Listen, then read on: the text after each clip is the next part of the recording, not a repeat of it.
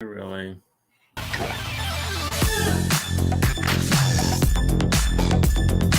Hello and welcome to Ready Bet Action. It is Monday, May 27th. It's a good day. It's not a great day to be placing a bunch of bets. There's not a whole lot for us to talk about if we're being honest. No. But that's okay. That's okay. We're here anyway. We're going to talk a little NBA. We're going to talk a little bit about the Euros. But before we do that, I spent the last 2.5 days outside doing like landscaping at my place. And I got to tell you, I love it. I love it. I've become the old dude that enjoys spending his 3-day weekends landscaping. No, man, living in an apartment, it's like I legit miss like working on a yard. Like that is a thing that every man, woman and child, a lot of other people love working on. It's not just a man thing, but I do miss. I miss it. I miss like having the secret competition with my neighbors of who has the better yard. Totally unspoken, but it was always me. And it was great. Apartment life, you don't get the same buzz, as rubbing in your neighbor's face how early you're out there fertilizing before they get there. So oh, I know. I don't do it early. I just do it all day. I made like a little dog run next to in the side yard. So I built a fence and, never done that before. That was an adventure. Anyway, I also bought an auger for my drill so I can just like bore a hole like super fast. It was awesome. No more of the stupid post digging with your strength that I don't have anymore. Yeah, that's an injury waiting to happen with a post hole digger. Yeah, absolutely. Anyway, let's get into it. Let's start talking about the NBA here. Not a lot of drama and excitement from like a series perspective, but the games for the most part have been entertaining for the large parts of it. Like at the end, teams can run away with it, but that last Minnesota Dallas game was pretty exciting.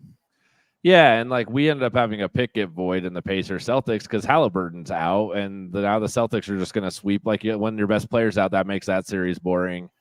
The Timberwolves have been fun. Man, when I said I thought they dumped the Gatorade versus the Nuggets, I didn't realize they're now going to get swept. So we are going to win that. We got Dallas plus 1.5 in the series.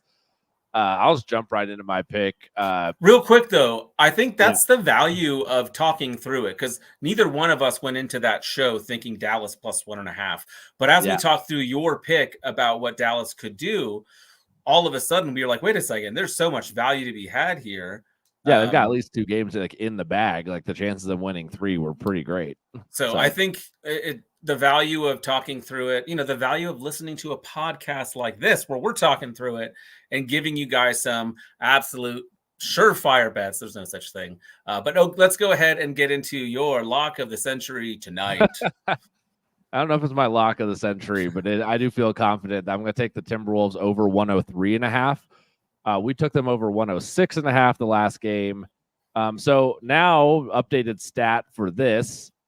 This is more for the 106 number, but obviously it applies here, which is the Timberwolves are 5-1 after a loss over this number in the playoffs. So they were 3-1 the other day when we talked about it. There's since been 2 more games, and they hit like 107 and 108 in those games. So this number, you can get it. Oh, I have a minus 12. It should be a minus 120.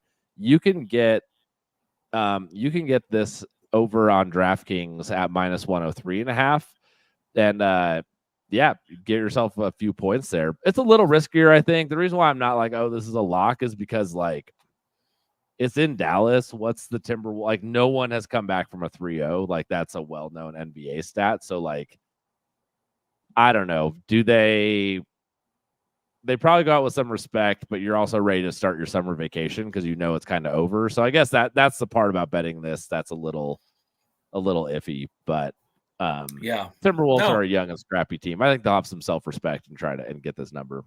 Yeah, I do think one thing that makes me nervous. I was on the Twitter today, and someone was saying how like the Dallas Mavericks are the number 1 defensive efficiency team in like the last like 3 months or something like that, which like, is absolutely crazy. Shocking.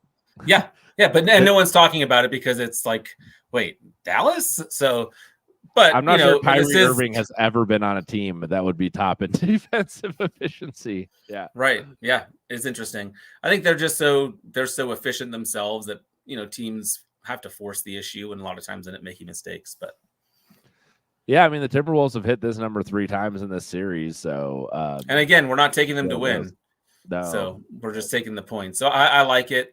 I'm going to transition over to the Euros. I am in the middle of, I'm done with all the research. I'm in the beginning of the creation process for a Euro betting guide. And I just want to share a quick snippet with y'all because there's some value to be had that I think is going to be moved on early. And that's looking at teams to make it to the quarterfinals.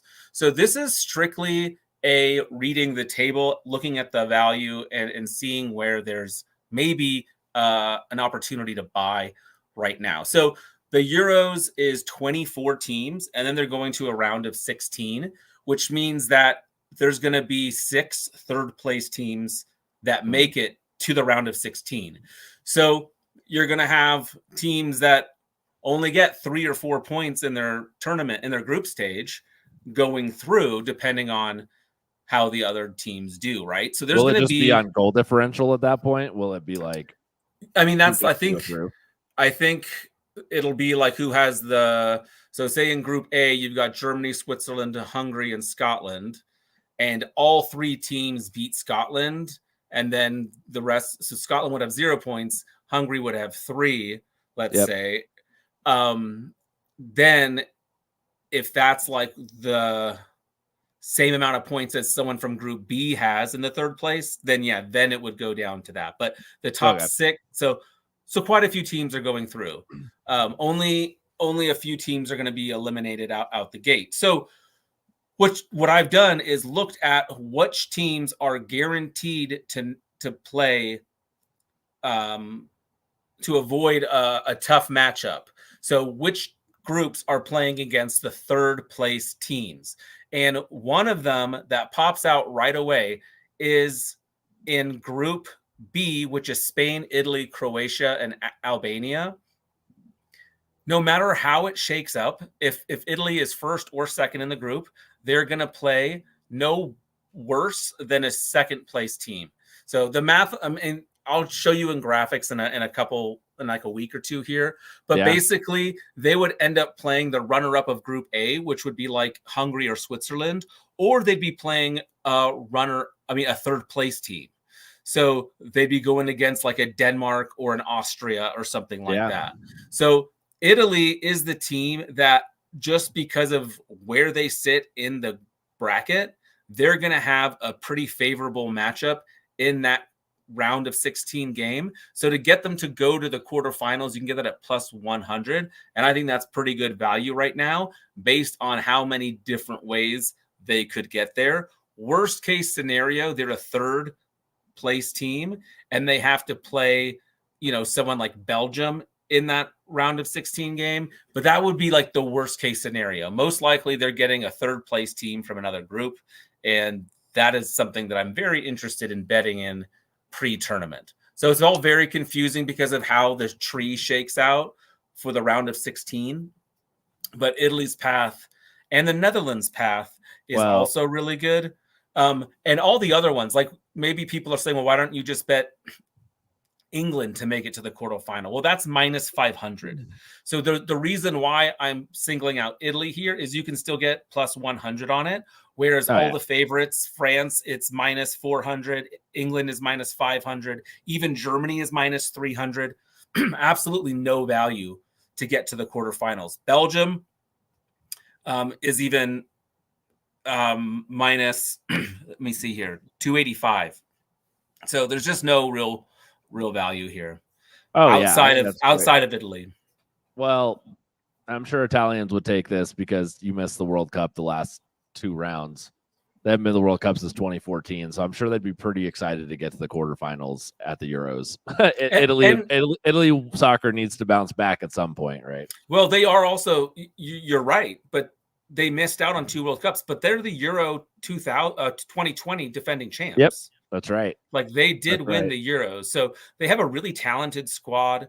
I think they could go pretty far in this, but I definitely think the quarterfinals is the bare minimum, and at plus 100, I just love that.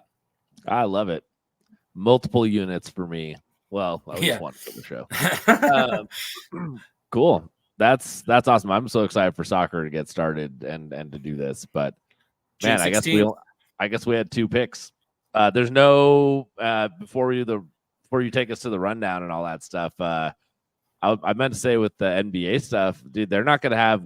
If both these sweeps happen, we don't have NBA until June 6th. Like they have a set TV schedule, and it doesn't get bumped up. And so between that, like we got some hockey, maybe, I don't know. It's going to be a little slow this next week. Yeah, it is. And I'm going to be in New York City, so going up there for a week off. So it'll be nice. Cool. Well, everyone, follow us on TikTok, on Instagram, on X. Please do subscribe to the podcast. Follow us on YouTube, like and review, all those good things. We appreciate it. Before we go, though, Eric, why don't you give us your play for Game 4 in the T-Wolves and the Maverick series? Yeah, I'm going to take the Timberwolves over 103.5 in Game 4 at minus 120. I like it, and I've got a future pick here. We're going to take Italy to make it to the quarterfinals in the Euro 2024, and you get that at plus 100. That's it for tonight. We will be back with you later this week. Slow time of year, but hey, this is the time to get all your camping in and do all those other great things. So exactly. It's so much fun. We'll see y'all later.